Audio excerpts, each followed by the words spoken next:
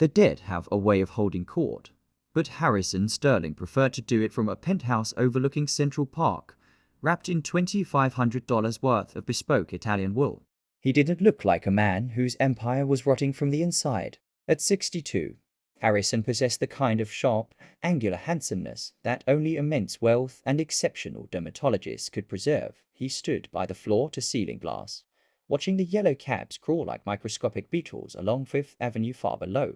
In his right hand, he swirled a lowball glass of 20-year-old Pappy Van Winkle. In his left, he held the executioner's axe disguised, as it so often was in Manhattan, as a 90-page legal trust amendment. "He's not coming, Harrison," Beatrice said, her voice dripping with the effortless, icy poise of a woman who had married into old money and spent 30 years ensuring nobody forgot it. She was draped across a velvet chaise longue, adjusting a diamond tennis bracelet that flashed like a warning light, and frankly, I don't blame him.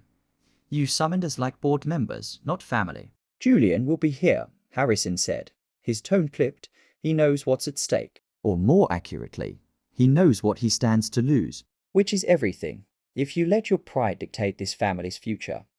A new voice cutting through the room's heavy silence. Enter Victoria, at 34.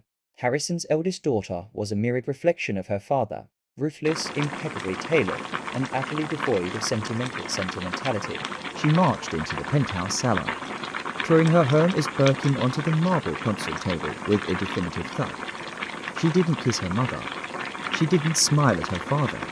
She simply poured herself a neat gin and took a seat at the mahogany conference table Harrison had flown in from an estate in London.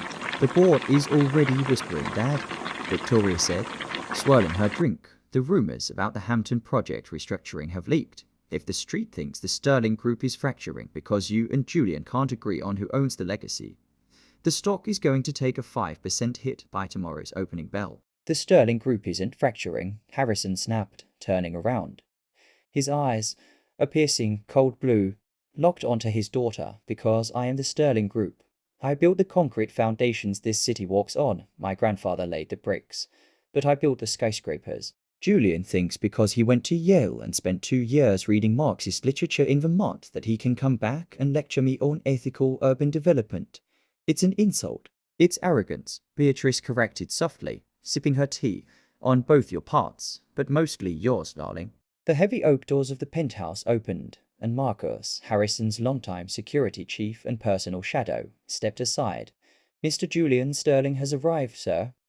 Julian didn't wear bespoke wool. He wore a dark crewneck sweater, charcoal trousers, and a leather jacket that looked older than his career. He was 31, possessed the same striking jawline as Harrison, but his eyes lacked the predatory gleam of his father and sister. Instead, they held a quiet, simmering exhaustion. "Nice of you to join the living," Victoria sarcastically remarked. "We were about to start dividing up your art collection." "Traffic on the FDR was a nightmare," Julian said flatly, ignoring his sister as he walked over to the table. He didn't sit down. He placed both hands on the back of a leather chair and looked directly at his father. "Let's skip the theatrics, Harrison. You sent a courier to my apartment with a summons. What is this?" Harrison walked over to the head of the table, picking up the thick stack of legal documents. He tossed them onto the center of the wood. The sound was heavy final. "This is the future of the Sterling Legacy Trust," Harrison announced, "as it stands. Upon my retirement or passing, the commercial real estate portfolio valued at roughly $4.2 billion is split equally between you and Victoria, with Beatrice holding a life estate in the primary residences. But I'm exercising my right as the sole grantor to amend the distribution." Julian didn't look surprised.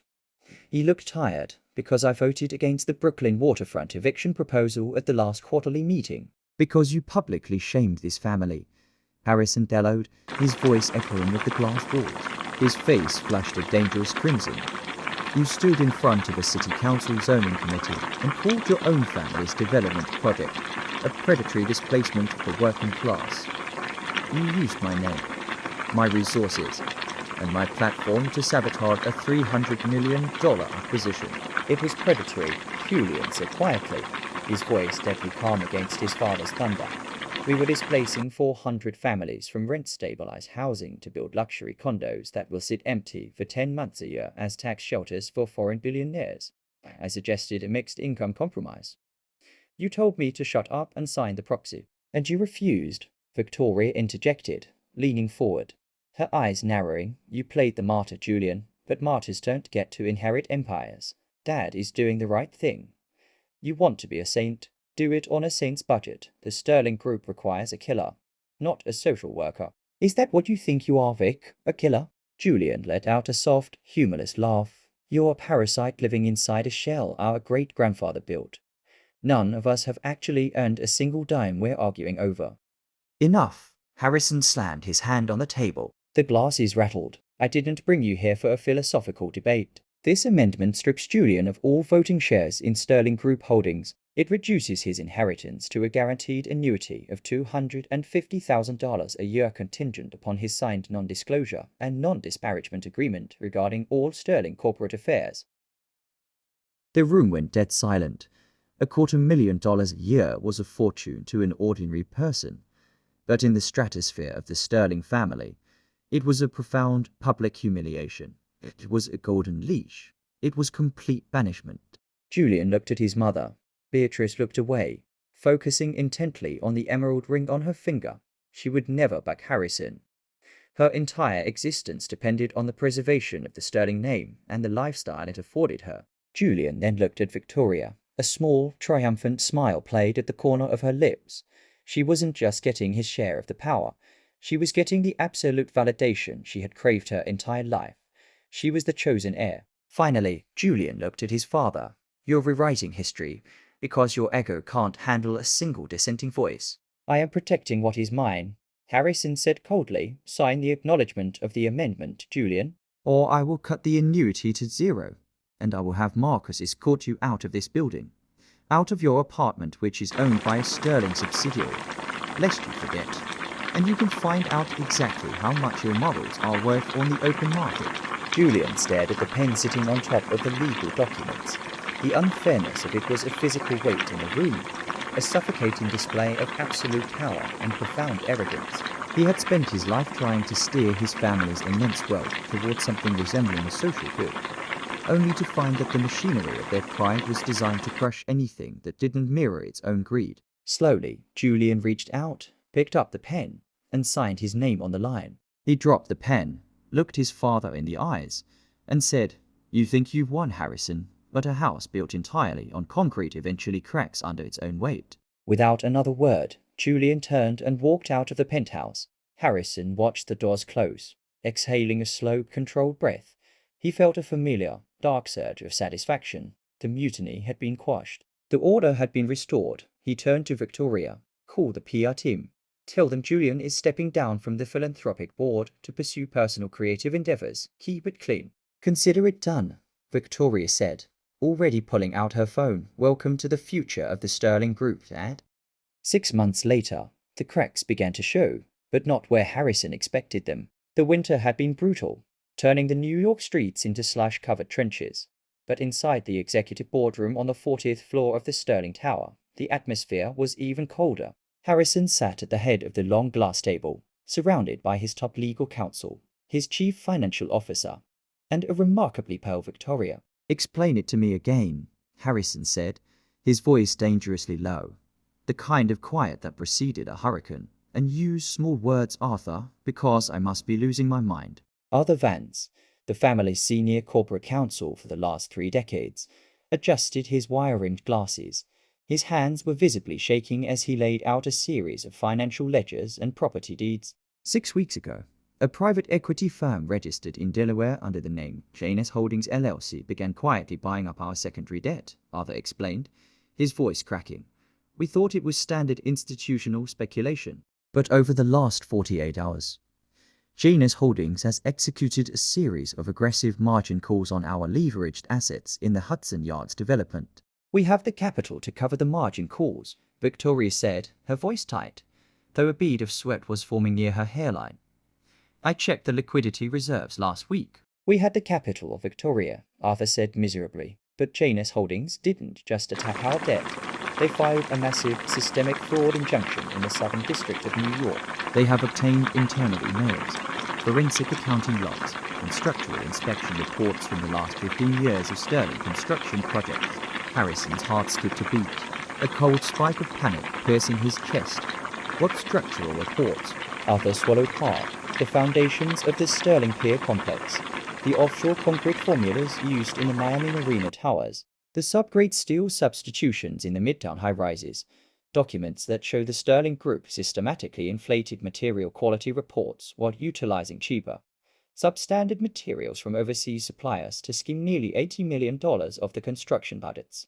Harrison slammed his fist down, shattering the glass top of the boardroom table. Shards of safety glass rained down like ice. That information is locked behind 3 layers of biometric encryption in the private corporate archive.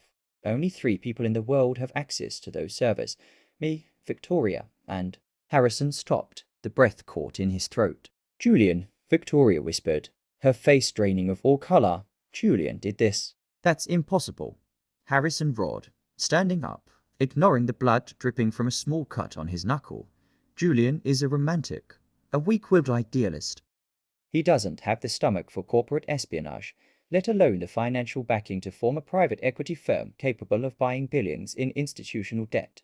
He didn't need the backing, a voice said from the doorway. The boardroom doors slid open, and Beatrice Sterling walked in. She wasn't wearing her usual silk lounge dresses or diamonds. She wore a sharp, midnight blue power suit, her hair pulled back into a severe, flawless bun. Behind her walked Julian, looking calm, detached, and remarkably well dressed in a tailored charcoal suit that rivaled his father's. But it wasn't Julian who commanded the room, it was Beatrice. She walked to the opposite end of the shattered table, pulled out a chair, and sat down. Julian stood behind her, his hands clasped firmly behind his back. What is the meaning of this, Beatrice? Harrison demanded, staring at his wife as if she had suddenly turned into a stranger. Get out of here. We are dealing with a catastrophic corporate crisis. I know, Beatrice said, taking an elegant pair of reading glasses from her pocket and putting them on. I started it. The room went entirely silent. Victoria stared at her mother, her mouth open in a silent gasp of betrayal. You, Harrison laughed, a strained, manic sound. You don't know the first thing about this business, Beatrice. You spend your life choosing fabric swatches for Hampton's estates. That is the narrative you constructed for me, Harrison, because your immense, suffocating pride required a trophy, not a partner, Beatrice said, her voice completely devoid of the warmth she had mimicked for 30 years. You forgot that before I married you, my father owned the 3rd largest shipping conglomerate on the eastern seaboard. I grew up in boardrooms while you were still trying to impress your father by shouting at construction workers. She tapped her finger on the table, and Julian slid a document across the shattered glass toward Arthur Vance. Janus Holdings isn't Julian's company, Beatrice revealed, a cold, triumphant smile lighting up her face. It's mine. It is funded entirely by my private family inheritance wealth that was fully insulated from the Sterling Group by our prenuptial agreement. Wealth you never bothered to track because you assumed it was a trivial sum compared to your concrete empire. Harrison looked from his wife to his son. Julian, you betrayed your own family. For what? Revenge because I cut your allowance. This isn't about revenge, Harrison, Julian said, speaking for the first time. This is about accountability. For years, I begged you to look at what this company was becoming. You weren't just gentrifying neighborhoods. You were cutting corners on structural engineering. You risked thousands of lives using substandard steel in the Midtown towers just to keep your profit margins above 12%. I tried to change things from the inside, and you banished me. You proved that fairness, safety, and morality mean absolutely nothing to you when stacked against your own arrogance. So you decided to destroy everything I built, Harrison snarled, stepping toward his son. We didn't destroy it, Beatrice interrupted. We bought it. Janus Holdings now controls 61% of the Sterling Group's distressed debt, with the fraud allegations going public in exactly 1 hour. The SEC will freeze your personal trading accounts, Harrison. The board will have no choice but to depose you and Victoria to save the company from complete liquidation. Victoria stood up, her voice trembling with a mixture of rage and panic. You can't do this, M.O.M. I am your daughter. I worked myself to the bone for this company while Julian played the activist. How could you throw me away like this? Beatrice looked at Victoria, and for a fleeting second, a shadow of regret crossed her eyes, quickly replaced by stone. You chose your side, Victoria. I watched you sit at my dining table and smile while your father publicly humiliated your brother. You didn't care about fairness. You cared about power. You inherited your father's cruelty. And in doing so, you forgot that a real leader looks after the entire family, not just the mirror. This won't hold up in court, Harrison screamed, his veneer of aristocratic perfection completely shattering. He looked like a wild animal cornered in a cage of his own design. I will hire every litigation firm in the country. I will drag this out until you are completely bankrupt, Beatrice. With what money, Harrison? Beatrice asked quietly. The fraud documents Julian retrieved prove that you personally authorized the material substitutions. It's a criminal offense. By noon, the Department of Justice will be executing a search warrant on this very room. Your assets will be frozen. Your lawyers will abandon you the moment the retainers bounce. She stood up, smoothing the front of her suit jacket. The board has already convened an emergency proxy vote. Janus Holdings will assume operational control of the Sterling Group by tomorrow morning. Julian will be named Chief Executive Officer. I will chair the board. Julian looked at his father one last time. There was no joy in his eyes. No vindication, only a profound, tragic sense of finality. I told you, Dad. A house built on concrete eventually cracks. You just never thought the crack would start in your own living room. Beatrice and Julian turned and walked out of the boardroom, leaving Harrison standing amidst the shattered glass of his kingdom, while Victoria sank back into her chair, burying her face in her hands as the sirens of the approaching federal vehicles began to wail in the streets far below.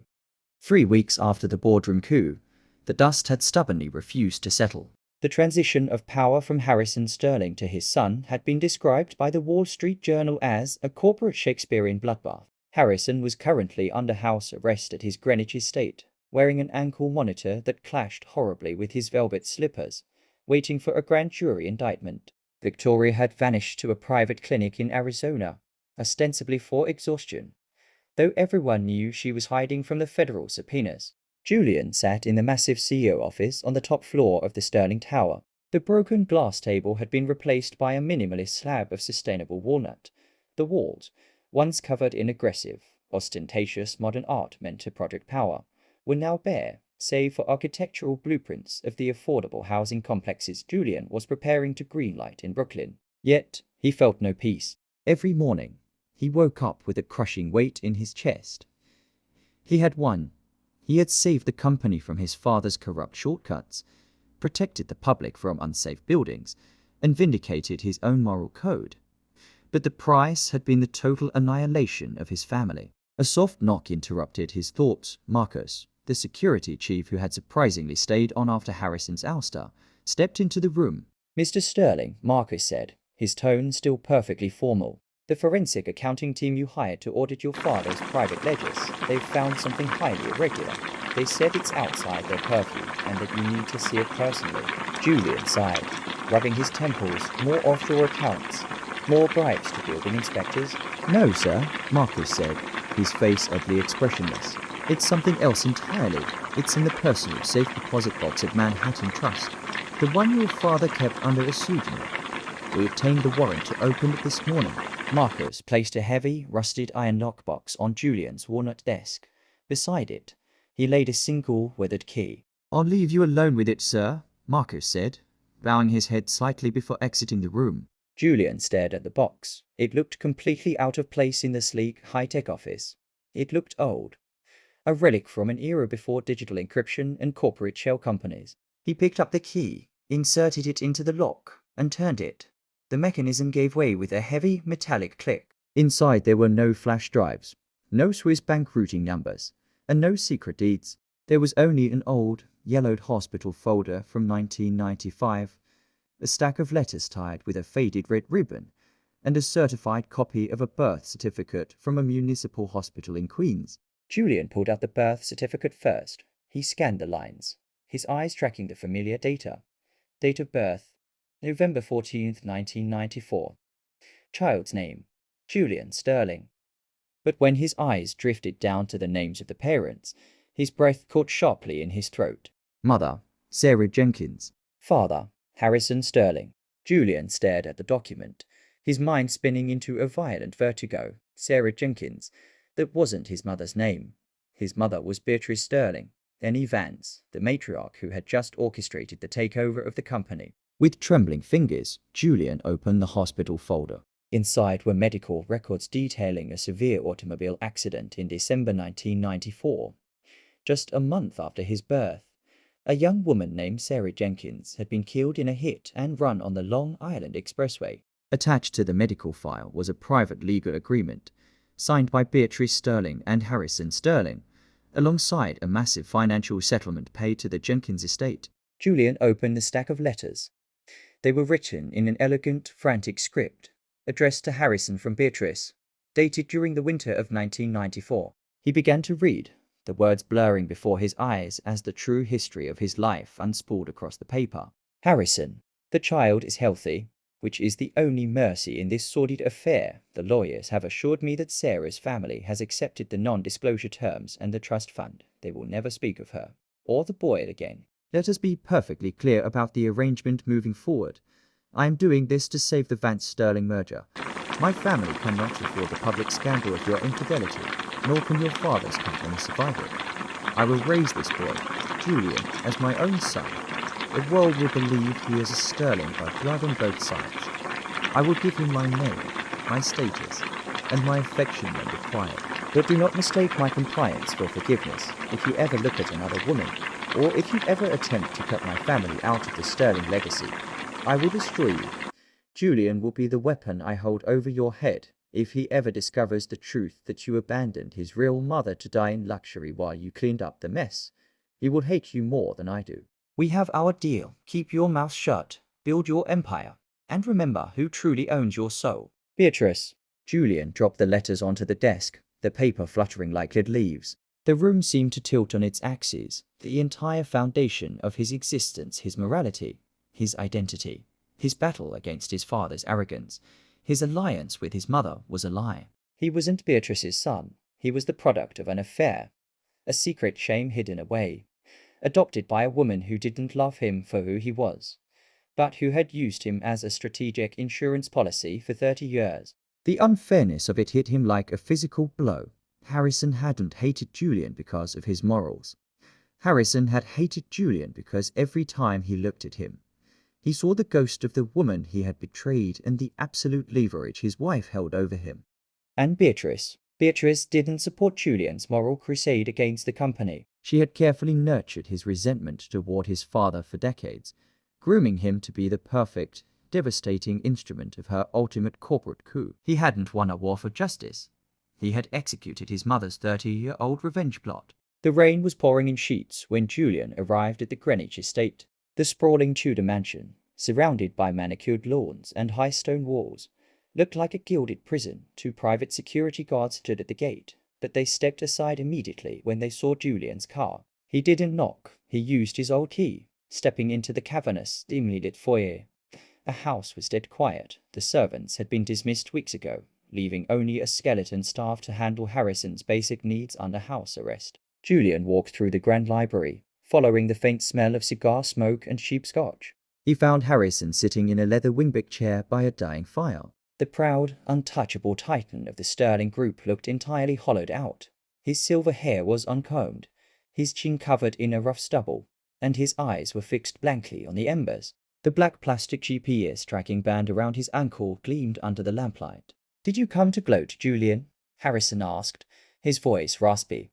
"Not bothering to look up, or did Beatrice send you to deliver the final eviction notice? I assure you, the feds have already taken everything they can carry." Julian walked over and threw the iron lockbox onto the coffee table between them. It hit the wood with a loud crash. Harrison flinched, his eyes darting to the box in an instant, the remaining color drained from his face. He looked up at Julian, his lips parting in a silent expression of utter horror. "Where did you find that?" Harrison whispered, his voice trembling. "In your private vault at Manhattan Trust," Julian said, his voice entirely dead, devoid of any emotion. "Why didn't you tell me, Harrison? All those years of calling me weak, of telling me I didn't have the Sterling blood in me. Why didn't you just tell me the truth?" Harrison let out a long, ragged breath, burying his face in his hands for the first time in his life. He didn't look arrogant. He looked like an old, broken man crushed under the weight of his own secrets. "Because if I told you, Beatrice would have ruined me decades ago," Harrison said into his hands. "She didn't just find out about Sarah, Julian. She She structured the settlement. She made sure Sarah's family disappeared. She told me that if I ever revealed the truth to you, she would take the documents to the press, destroy the company's valuation, and take custody of you just to ensure I never saw you again. Harrison looked up, his eyes glassy with tears. I loved Sarah, Julian. She wasn't an affair to me. She was. She was the only real thing I ever had before the Sterling name consumed me. When she died, I wanted to die too. But Beatrice offered a way to keep you. I had to sign everything over to her. I had to let her dictate my life. I grew to hate myself. And every time I looked at you, I saw my own cowardice. I saw the woman I let die in obscurity while I wore silk suits. Julian stood there, the revelation echoing through his mind. The betrayal wasn't just corporate. It was genetic. It was a generation web of malice and pride, where everyone was a pawn and everyone was a monster. And Victoria? Julian asked quietly. Does she know? No. Harrison shook his head. Victoria is Beatrice's biological child. Beatrice made sure Victoria was raised to inherit the pure legacy, while you were kept as the outsider, the weapon to be deployed when the time was right.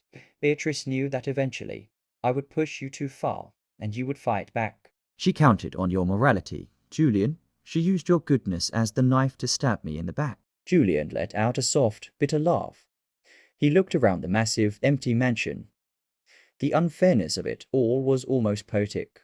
His father's pride had created a monster in Beatrice. Beatrice's arrogance had created a weapon in Julian, and Julian's desire for justice had inadvertently completed the cycle of destruction. So what happens now? Harrison asked, looking up at his son with a desperate, pathetic glint of hope. Now that you know, we can fight her together, Julian. We can take the company back from her. We can expose what she did. Julian looked down at his father. He felt a profound surge of pity, but beneath it, an absolute, unyielding coldness. There is no together. Harrison, Julian said softly. You built your empire on corrupt concrete, and a dead woman's silence. Beatrice built her revenge on 30 years of psychological warfare. You deserve each other. Julian turned toward the door. Julian, wait, Harrison called out, struggling to stand up, his ankle monitor emitting a sharp, warning beep as he moved too fast. Where are you going? You run the company now. You have the power. Julian stopped at the threshold of the room, looking back over his shoulder.